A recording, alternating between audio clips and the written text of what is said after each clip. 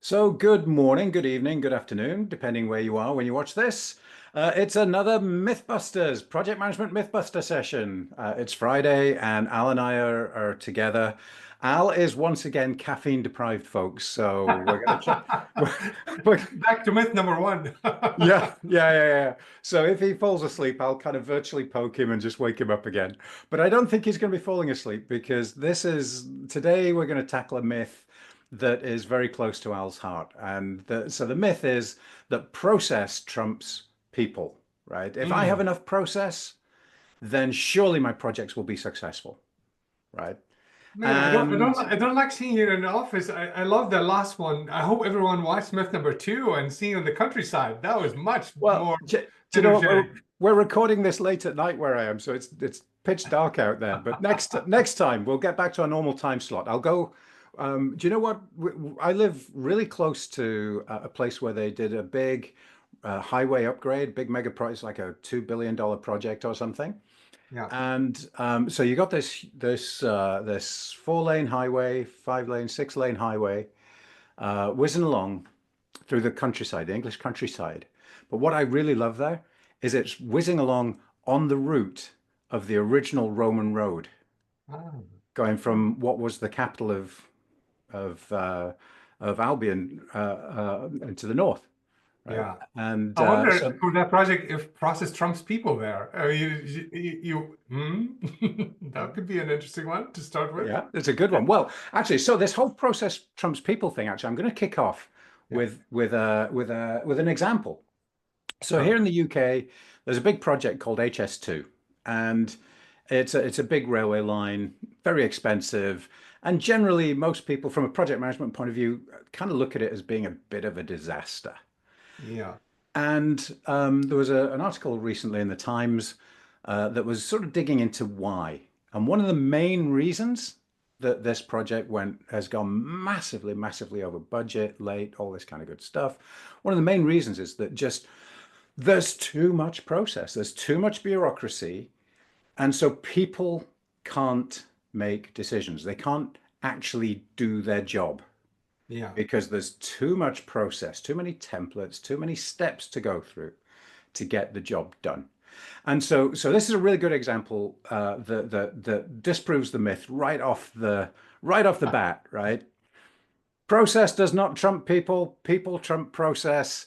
Everybody's probably heard the Drucker quote that culture eats strategy for breakfast. Yeah. I heard a rumor somewhere. You've heard that quote, right, Al? You know that one. Of course, absolutely. And Everybody's heard that. are you saying people eat process for breakfast? Is that our next one? Yeah, chocolate flavored in my case.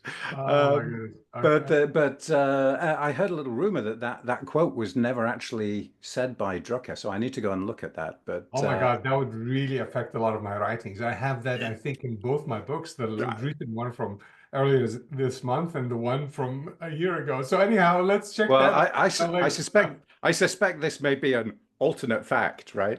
Oh my goodness. So anyhow, Anyway, I'm glad we're talking about this one though. well, Really yeah. glad. So talk to me. First of all, right? If so, this is about people, culture. It's about empowerment and decision making. So let's kick off really quickly with a very brief description of what is culture. Yeah. Oh, I can do that. And it's a hard one. It's a difficult one because culture means a lot of things to different people, right? And most of the time when people think culture, they're thinking about where they're coming from or region or origin or country of background, etc. That's all contributing. But at the end of the day, culture is almost like I think of it as the connected tissue that really allows us to belong to something that we believe in, right? So it comes together in sets of values and ways of working and ways of thinking and what we appreciate, what we prioritize, etc. So there's a lot there. And again, I could go there, but again, for the second time, let's read the book. So let's make sure we do that. But I really want to take us immediately to your point and the example about process, because that's one of the attributes that creates culture for sure. And some cultures think that process is the way to go. If I can just put the right process in place and I have a bunch of salespeople who really sell the business or the solution, etc., I'm going to do well. And even if they leave, since the process is there, we're going to get new sets of people that are going to follow the process and we're going to do brilliantly. And I'm sure everyone listening to us realizes is like just like in real estate, it's people, people, people, just like the location aspect in real estate.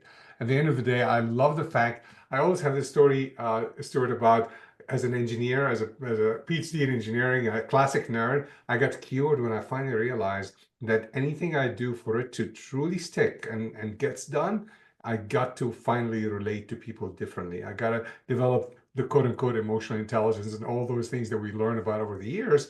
And that was an aha moment. Matter of fact, when I joined Siemens, the first blog they wrote about me as a new, executive in Siemens, for example, is hey, is this new take here? This guy is joining a very digitally driven organization. And the reality is what he's talking about is entirely Brene Brown and emotional intelligence and so forth. So basically the interview blew away almost the mind of the interviewer, but that's what it takes. Even in a digitally enabled world, we want to have that true connection to the people side of the equation. And as we go through the sessions, by the way, the Beth, I need to keep track of the number of times we share the number of things that didn't go well in our journey. Because I think for sure, I think I may have mentioned that one about the PMO. The first PMO I ran way back in Indianapolis in the manufacturing industry, we thought we're going to put all these processes and structures and templates and ways to run meetings, etc., in place. It was a disaster. No one needed this. No one wanted this. No one could completely relate to why we're even doing it. And that initiative led to a big debacle, including, firing my senior executive who I was reporting to. But that's again talks about Well, and do you know what, Al? That's yeah, the definition of wisdom, right? yeah, If you make enough mistakes and you learn from them, eventually yeah. you earn that wisdom badge, right? Even Stick in this right on crazy you. world of, yeah, exactly. Even in this crazy world of unknowns and uncertainty and market fluctuations and everything else, I think we're saying that you and I believe in getting the chaos controlled. It requires the right fitting processes, of course, frameworks, enabling tools, technology, and all of that. But it ultimately to fit what? To fit people's needs in terms of where they're going, why they're heading there, what's the value they're about to achieve, and the growth expectations. It's common sense. I can't believe we're even having to deal with this myth still today in Absolutely. 2025. Well, Yeah. so one of the interesting things, right, about this whole topic is that people trump process, right, Yeah. is how it should be. It's not Yes. process trumps people. People trump process. And that can be positive or Yeah. negative. Yeah. So for example, there was a project in London in the UK, Crossrail, Yeah. and it was a classic watermelon, right? And again, I Yeah. read an article about this in one of the newspapers over here, where they went and interviewed a whole bunch of people. Yeah. And so classic watermelon, right? It's green on the outside, red on the inside. Yeah. On a project that scale, right? At one point, that was the second or third largest construction project in Europe, right? Yeah. So a project to that scale, there were people who knew that was a red project, Yeah. right? Yeah. Long, Yeah. long Very before, true. Very true. long before the process Yeah. identified a problem. So Yeah. so everybody was trusting that process would look after us, and Yeah. it didn't. So in Yeah. that case, the culture of red is bad, right? So Yeah. if you report your project's red, I'm going to Yeah. beat you, right? Because red is Yeah. bad, and you're an Yeah. idiot letting it get to red, right? Yeah, yeah. What is So that saying? And that's why you and I would discuss another topic we're not going to go into today, like OKRs and so forth. We're going to be very careful what we select, right? Because at the end of the day, tell me how I'm measured. It will also drive how I'll behave. And that is really fundamental. Back to your point about culture, that's where process can go. absolutely, and it can go completely the wrong way. Yeah, And if you have too much process, it can hide that, right? yeah, And it can yeah, stifle communication, and it can, if I've got a process I'm meant to follow, yeah. well, heck, that means I'm not responsible for the outcome. I followed the process, It is right? So so funny. It is so funny, Stuart. You and I, anytime we tackle one of those, myths that we are dealing with, there's almost a line of tension all the time, right? There are two competing things that you have to keep in balance. Of course, we don't want complete chaos, right? And that's why people have interpreted agile, for example, as the whole movement is about doing whatever you want. No, it's not. Matter of fact, it has enough discipline in it, and that's why even groups like PMI implemented, invested in discipline, agile, and so forth, right? To get that sense, there is a discipline, right? There's some sense to this madness, but it's really about fitting the right amount of that and not overdoing it, to your point, because that's where we lose it to a great extent. Yeah. You Yeah. got it. And you know what? So let me ask you this. Yeah. Is there a correct amount of process or a correct balance between process and people and that No, cultural you angle? got to pay a lot of money to answer that Or one. by the book, maybe? All of the above. No, You're it's going to show the book again? Come on, we've only seen it once no, today. absolutely. I mean, I'm proud of that book, of course, because it's not only about culture, it's really about exactly that. It's about finding out that balance and that fitting amount of what are the right. So, Stuart, I believe in the word FIT, fit, right? It's all about finding the right fit. And there's no direct answer that says what's the right amount of process for every situation, for every level of complexity, for every maturity organizationally and within your PMO, for every kind of stakeholders you're having to deal with as well. We, of course, folks like us and other thought leaders and your expertise in-house, etc., can help you figure out exactly what the right amount of process is.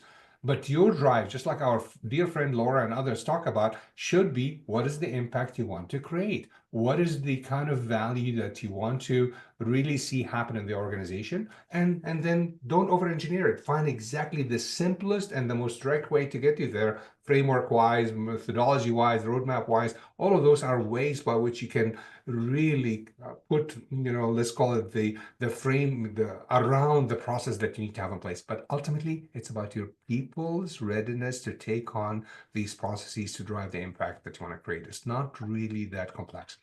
Absolutely. And it's I mean, the way I think of it is that you want the minimally viable level of process, I love it. I love right? that expression. You, Absolutely. you want the least process that lets you be kind of repeatable, predictable, and all that kind of good stuff.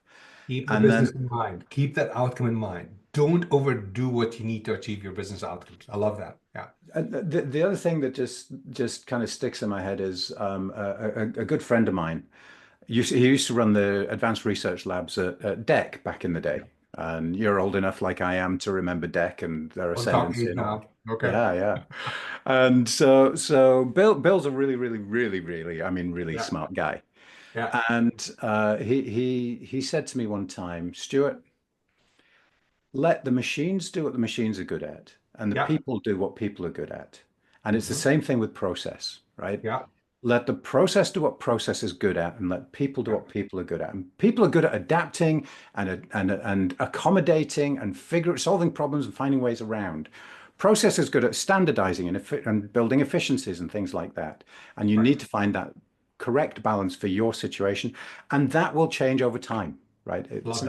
It's not a And once and done job. I love that you opened the door for that because we're not going to talk about it in this discussion today, but you opened the door also to data and machines and technology. It's the same dialogue that needs to be also tackled between the human side and the technology aspect as well. Remember, who should drive both the process and the technology? It's us. It's the ones at the core of really driving the decision-making process, driving the creation of impact. So I love that we tackled this. Any final thoughts on your side or any No, reflections?